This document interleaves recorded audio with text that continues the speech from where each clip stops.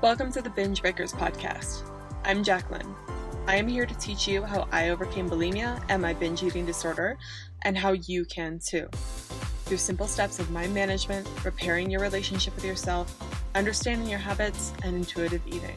Disclaimer: this recording is not intended to be utilized as medical advice or a medical diagnosis.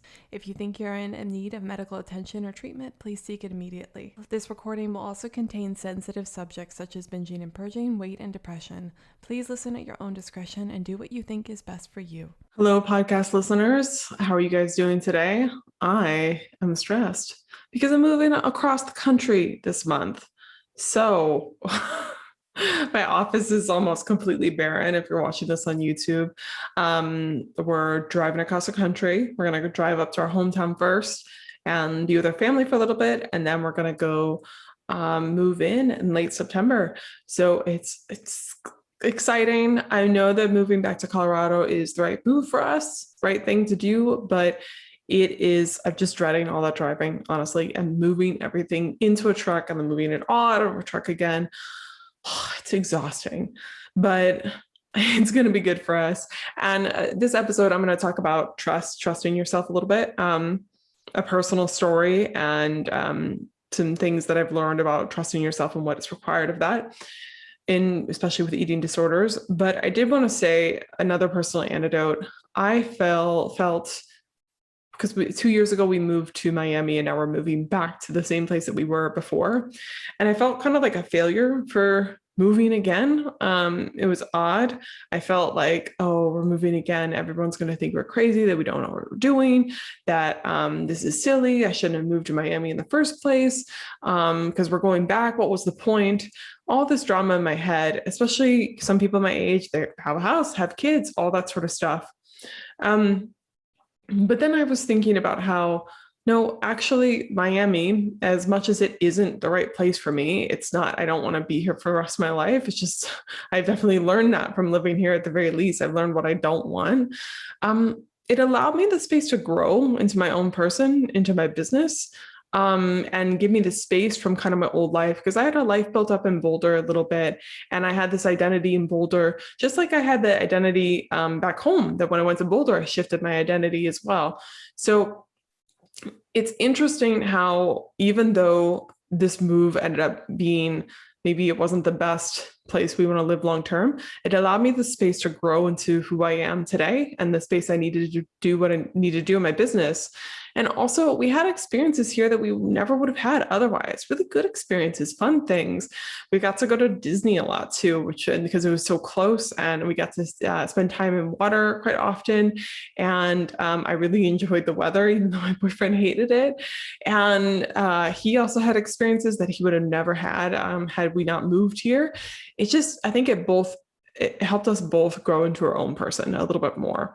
And so if you guys are feeling that pressure, however old you are, I feel like we can all look around at other people our age and think, oh, well, they're doing this, I should be doing this too. No, you shouldn't. You should be doing exactly whatever you're doing. Your journey is completely uniquely your own. You're not behind. You don't have to catch up to them. You're going on your own freaking journey. Put the blinders on and stay in your own lane.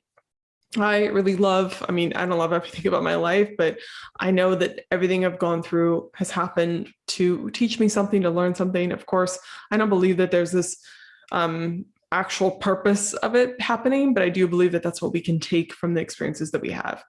So if you're making another change in your life, maybe you've made the change before, maybe you're going right back to what we were doing before, and you feel silly for making the change, thinking it was going to be a good change in the first place, cut yourself some slack and realize it was an experience and you are enriched for it. Okay, with that being said, let's move on to the episode. Today, I'm going to talk about trust. I'll start with a personal story and something interesting that happened to me. If you get my emails, my Monday motivation emails, then you probably saw the story already, but I'll kind of talk about it. Basically, a week ago, or actually this happened to me yesterday, but you're listening to it about a few weeks after, I was putting on my shorts, my blue jean shorts, and we were about to go to Home Depot to get some bubble wrap because we needed more for all the packing that we're doing. And I noticed the shorts felt tight. They felt a little snug, and not so tight that I couldn't wear them. I prefer, if anything, maybe this is remnants from my eating disorder, but I really don't like tight clothes at all. I prefer all my clothes to be overly loose. It's kind of triggering. I don't know. So that's just me. And I don't think anyone likes to feel like they're a sausage in their own clothes. But my clothing, my shorts in particular, it felt a little bit tight. And it was like my mind reverted exactly back to the old Jacqueline. It's like I had a printout sheet of everything that I struggled with, all the insecurities I had, and just had it ready to go. And my mind was like, how hypocritical. You help people with their relationship with food and recovery. And yet here you are, you have gained weight. Your shorts aren't fitting. That's hilarious. How did you think that you could do that with people? And then also it was just the basic shit, these are tight. This means I've gained weight. Oh my God. And then also my mind went to, you need to get a grip on this. This is going to keep on going. You're loosening the reins too much. You're not taking care of yourself. What's going on? This is only going to get worse. And it was interesting. I had all those thoughts flood to me. I'm not proud of it, but that's what my mind did on default. And I stood there for a minute, and I then remembered, hey, you know what? We're going through a really stressful time in our life. We're moving across the country again. We're upheaving everything that we know here. We are also, so that alone is hard. And then also our gym membership just ended. And we're in a layover without a gym. So I'm not doing as much activity as I usually am. Not that because I don't love it, but because I'm not able to go lift weights. And also we're getting more convenient food because I don't have the time to be cooking and meal prepping, and we're putting all of our dishes away. Also, bodies fluctuate quite a bit, week to week, month to month. I also just switched. I just completely went off birth control. That's another story, but I had switched to this different birth control method, and I'm just going off of it. I hate it. Doesn't work well with my body. So that is changing for me. And also bodies do just change over time. And I remembered, hey, I have actually had this experience so many countless times, and it did not end in utter disaster. My shorts have been tight before, and then they got loose again, and then they got tight again, almost as if this is not needed to worry about. But I just had that moment, observant, curious. And then finally, I asked myself a question I didn't really think about beforehand, but it came to my mind that I've never asked myself before, which was, do you trust yourself to gain weight right now? Do we trust us to be at a heavier weight than we are normally at right now? Because I knew in my heart, hey, I'm not going to start starving myself. I'm not going to go revert back to my eating disorder. Right now, I'm not going to start meal prepping while we're about to move in less than a week. I'm not going to do any of those things. And I'm not going to get a quick gym membership just so I can work off whatever it is that I'm eating. That's just not what I want to do. I feel fine. I feel healthy. The shorts still fit. Do you trust yourself to be able to gain weight right now? My answer, thankfully, was yes, because I had built trust up with myself many times before. I've been in that situation before. And I know no matter how much I worry about it, that sort of stuff, it never helps.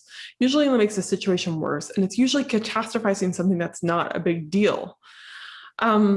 But it brings up an interesting question, and it brings up an interesting topic that I think a big issue people go through in recovery that drives behaviors and drives you to go running back to your eating disorder or behaviors that are creating the eating disorder, provoking it, is this idea that if we don't cut in now because we don't trust ourselves, it's going to get much, much worse. Because it wasn't so much about the weight gain. It was really about the fact that I thought it was going to keep on going. And that's what I find a lot of people are like. It's not that they're worried about their weight fluctuating back and forth. Some people are, and that's a different topic about, why you're fearing your weight being higher. What are your thoughts about that? Your value attached to your worth of weight, blah, blah, blah. But I think usually what people are fearing when they see the scale move up or down, or they see any sort of changes in recovery, they feel a little bit out of control, feel a little bit scary.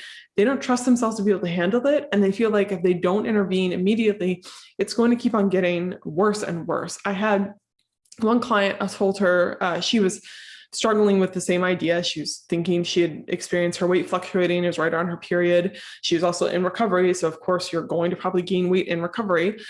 And she was saying, I really just fear that I'm suddenly going to be 300 pounds in a trailer eating buckets of fried chicken. She was really real and honest with me because that's what her brain was telling her. That's the point of coaching. It's a safe space to talk about your unfiltered thoughts, because she knew obviously that wasn't true. But I said, okay, do you want to be 300 pounds living in a trailer, which would be very weird for her. It's not her style at all. And then also eating buckets of fried chicken. Is that what you want? And she said, no. And I'm like, right.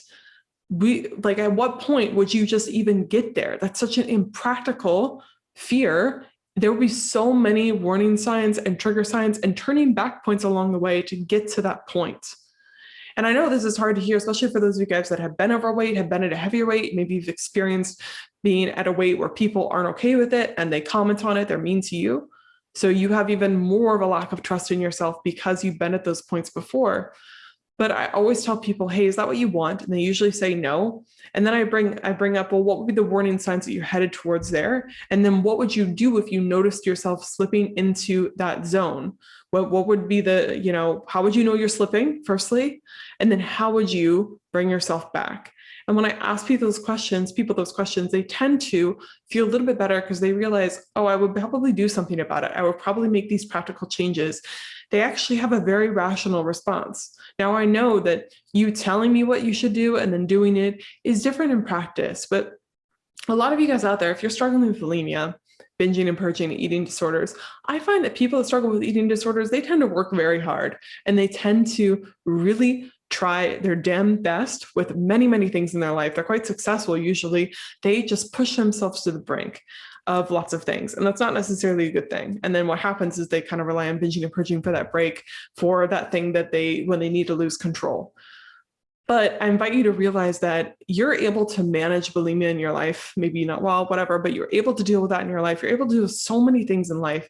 And yet there's this complete lack of trust in yourself that you were able to notice warning signs with food, to let your body fluctuate, to let things happen. And you lack trust in yourself for the ability to handle them when they do, even though you handle shit all the time. It's just crazy to me. It makes sense why you fear it, because maybe you have a long history with an eating disorder. Maybe you have not done so good with food in the past. But the bare minimum, you can trust yourself to handle those problems when they do occur. And that's with trust. I think one thing that helps me is when I give myself trust, I'm never trusting myself to be perfect. I'm never trusting myself to never, ever mess up again. That's laughable. That's ridiculous. I will mess up again. I guarantee it. I guarantee I'll make the same mistakes over and over and over and over again till I finally learn. And maybe then I still accidentally mess up on that sometimes. I guarantee I'll ruin something. I guarantee I'll do a lot of shit that's not helpful for my life in the future. But I trust myself and to have my own back when those mistakes happen. And also to not beat myself up and to handle them to the best of my ability. And that's what I put my trust in. And giving yourself that trust, people are always like, well, I don't know, I have to earn that trust back. I don't know. I need to prove to myself that I can trust myself.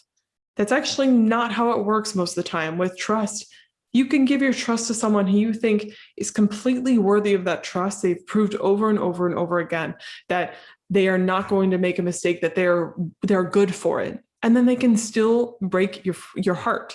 I just listened to a story of someone who I was listening to these coaching calls recently, and one was about this woman who she thought she had met the perfect man and married him, spent years and years with him, and he had been cheating on her the entire time. And then she got into a new relationship. That was a great man. And then he had been cheating on her for 10 months before she found out, and then lied to her about the length and amount of time that he had been cheating on her for. You can't avoid mistakes being made, things happening. Trust requires vulnerability, and to trust yourself, you need to be willing to be a little bit more vulnerable and make those mistakes. Because if you don't trust yourself, you don't grant yourself that trust, which it can just be granted, then you'll never be willing to even try. And then you will stay stuck in the zone of never progressing, because it's the zone where you feel safe in and where you know you're not going to make mistakes. But actually, many times when people make mistakes from recovery in our group coaching program, people make slip-ups, mistakes. They get some bread, they overeat on the bread, blah, blah, blah. And they come to the calls and they learn from those mistakes and they actually grow from it. I know it's so cheesy, but it is actually true. When you constantly don't give yourself the trust because you haven't been able to prove it before, so you might as well just not go there. That's not the way you actually build growth or confidence in your ability to do anything. You actually have to give yourself the trust first, and then only bring it up again, only worry about the thing that you might potentially do when it happens, not, worry about if it happens. If you do make the mistake, then you can reevaluate. But the other thing is that you can't, unlike the person who was being cheated on, you can't get out of a relationship with yourself. You have what is the alternative? To not trust yourself? It also is funny because that concept in itself is a little bit backwards. It's a contradiction, because you say you don't trust yourself, but you are the one in control and monitoring things for you. So, you don't trust yourself to have bread in the house, so you don't keep bread in the house. You are trustworthy enough to understand your limits with bread and then not keep bread in the house. You are actually trustworthy. You are actually capable of making decisions for yourself and trusting yourself within eating disorder recovery. It's not about your track record. It's not about whether you're worthy or not. It's not about not making mistakes and trusting yourself to be perfect. It's about granting yourself the trust to be able to handle those situations and then move forward. So bringing it back to when it comes to trust, and if I trust myself, I do have a history of, hey, I've been in this situation before. It's easier for me to grant myself that trust, but telling myself in that moment when my shorts are a little bit tight, hey, do you trust yourself to be a heavier weight? It really helped comfort me, because I realized it wasn't actually about the weight. I don't feel unhealthy. I feel really good. I'm not concerned from that point. It was more so about me panicking of, is this going to get worse? And I really do. I trust myself in this point in my life that, hey, we're going through a stressful time. It's different. Medications have changed and bodies fluctuate, and we're also moving. I'm just going to do what I need to do to get through here. And if let's say I keep gaining weight to the point where it's unhealthy, then I trust myself to be able to do something when that time comes, if that time comes, and I'm not going to bring it up or worry about it until I feel like that time has come. And I have had, with alcohol, my relationship with alcohol, I've mentioned it several times in the podcast before.